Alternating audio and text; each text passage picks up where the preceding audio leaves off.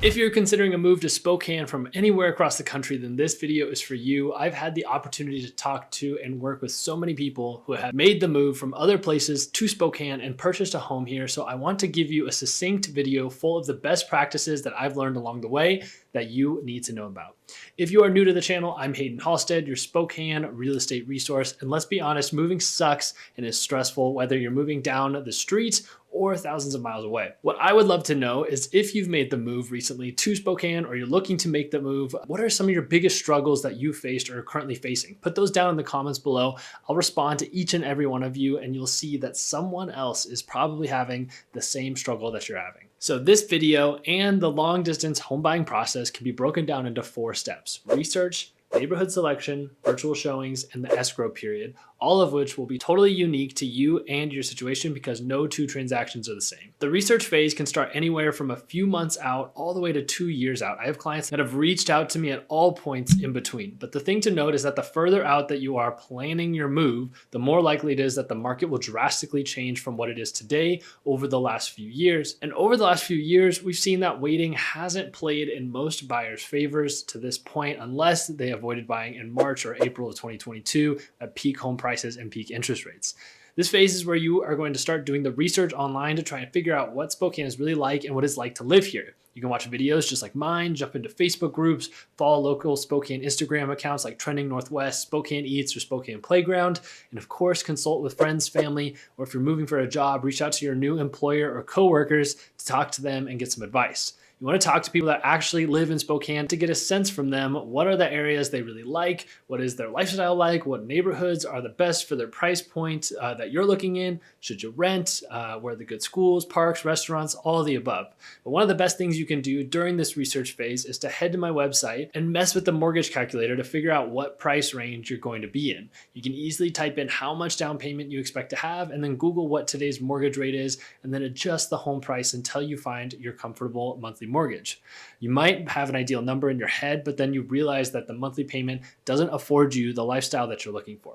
And a quick tip is that when you're looking at Redfin or Zillow or on my website, and you're finding houses that maybe seem a little too good to be true, check out the 3D tours if they're available, but definitely check out Google Street View and walk up and down the street. Spokane can be very street by street in some neighborhoods. One block might be totally beautiful, everyone's taking care of their properties, and then the next, somebody might be starting a hobby farm in their front yard or is collecting RVs. You know how that goes. So I've had some clients limit their search based off of the busy streets. But another thing is that I've had some clients limit their search and remove busy streets. But then when they come to Spokane, they realize that some arterials actually aren't that busy compared to what they're used to. And we actually find a great home on there. So just reach out and double check with me or with whoever your trusted advisor is on those specific neighborhood information that you might have questions on. So do the research, find your dream team, including your lender and your agent, find your friends and family that can help you out so you have a great team of people helping you make the move. And now that the research phase is over and you're getting a couple months out before you want to actually get very active in the home buying process, this is when your neighborhood discovery comes into play. I highly recommend that you visit Spokane in person. You should plan a 2 to 4 day trip, primarily focusing on not being a tourist, but driving up and down as many streets as possible so you can figure out what neighborhood is going to be the best fit for you. I often help guide my clients to finding the most likely neighborhood for them based off of the price that they're in, the homes they like, and things like that. But this is your Spokane discovery trip. It's really allowing you to get a sense of the market, even though that will change even in a matter of a few months, and really making sure that the move to Spokane is something that you're 100% set on and that the neighborhoods that look good online are truly what you think they are in person. I've worked with people in this phase that are maybe a couple months out, maybe even 6 months out from when they're truly ready to start writing offers, but they want to start seeing homes right away.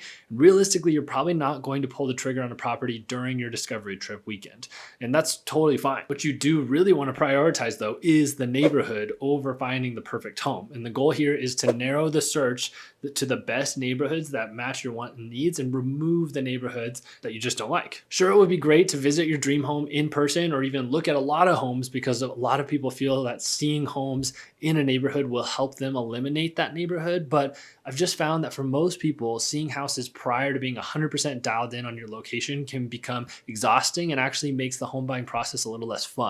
The more homes you see, the more and more they all look the same. And somehow it starts getting harder and harder to find your dream home.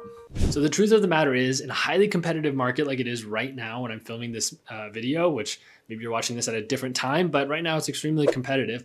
There might be multiple offers on a property and it will be taken off the market in less than a few days. We also have extremely low inventory, so it could take a few weeks or months for you to find the right home or for that right home to present itself to you. So the most important thing is to have a really good sense of what neighborhoods make the most sense so that you can move on to the next step, which is finding your dream home. Virtually, of course. At this point, you should have your team lined up. You know who is helping you purchase this home. It's going to make it happen for you, but you also might be living an hour away over in Idaho, or maybe you're even down in Florida. But if you're close, you might be able to come into Spokane on the weekends or after work. But for many people watching this video, it's absolutely not feasible for them to be traveling back and forth to Spokane to see every potential property that would work for them. And honestly, in that scenario, virtual tours work great. And I promise they work way better than you probably think they do, because that's what people tell me all the time. Because good virtual tours, if set up properly, are amazing. So here's what that looks like. A virtual tour is going to be on a new phone with a nice camera. It's going to be with a gimbal, so it's nice and smooth and you're not watching the video tilt back and forth while the person walks. And a proper guide can give you an overview not only of the neighborhood, but they can narrate what they are seeing, hearing, and smelling. If there's a weird cat smell or smoke smell that the camera can't pick up, they can give you an honest feel for the size of the rooms. But we also have the ability to quickly walk through the house and create a floor plan so you can see the size of each room.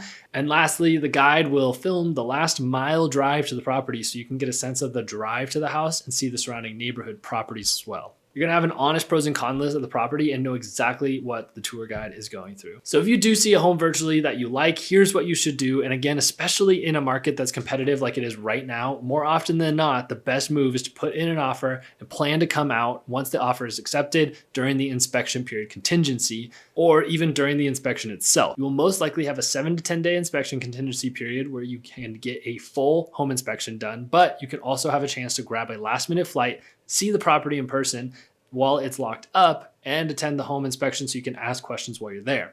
You're protected from losing out on your earnest money deposit if you uncover something you don't like during the inspection, or during the inspection period, you don't even have to give a reason as to why you're leaving. If you find that we just didn't find the right home, you can back out and get your earnest money deposit back. Your biggest risk is being out the cost of travel and $500 to $800 on an inspection, but generally we don't even pay for the appraisal until after the inspection period, so that's one less thing you have to worry about. But a good agent's gonna help you from losing your deposits. You can have peace of mind when you're coming out to visit the property. And again, the reason we do this is because it could take weeks, if not months, to find the right home, especially in a competitive market. So it's best usually to handle this process virtually and then plan to visit the house once you get an offer accepted. So that's going to be the biggest hurdle when you're doing this virtually, is getting through that inspection contingency period. The rest of the process can be done pretty much virtually without a problem. Nothing is going to be different. Even signing your final paperwork is going to be with a mobile notary or secured electronic signing. You can sign your paperwork right in your living room. They can overnight the documents back to the title company here in Spokane, so it can be recorded. And so it's really no problem at all for the rest of the process to be done completely virtually. Sometimes it's almost better than you being here in Spokane and having to go to every single office to get things done. And for anyone that's bought a home before or heard of other people buying homes before, you probably know that buying a house can be extremely stressful. So who you partner up with to help you through this process is going to be crucial. And because of that, I can't help but throw my name out there. I'm Haydn Halsted, specializing in helping people relocate to the Spokane area. So if you're interested, you can sign up for Spokane Discovery Call, a free 30-minute Zoom call with me to jumpstart your research phase and make a plan for your move here to Spokane. Just use the link down in the description to schedule it on my calendar at a time that's convenient for you. Don't forget to like, subscribe, and if you are moving to the area, you might want to know the 5 biggest changes coming to Spokane in the next few years. I'll see you in the next video.